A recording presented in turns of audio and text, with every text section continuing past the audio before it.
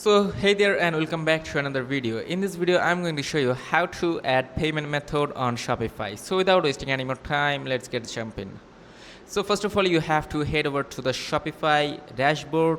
Then you will see option here at the online store. You have to tap onto it, and from there you can see this option called My Store. You have to head over to My Store, and after jumping over to My Store, you will find the second option called Plan. This one you have to tap onto Plan. So after clicking onto Plan, you will find this area, and as you want to add payments and not want to buy plan, so tap onto payments. Here the fourth or fifth option here, payments, tap onto it, and from there you can choose a provider.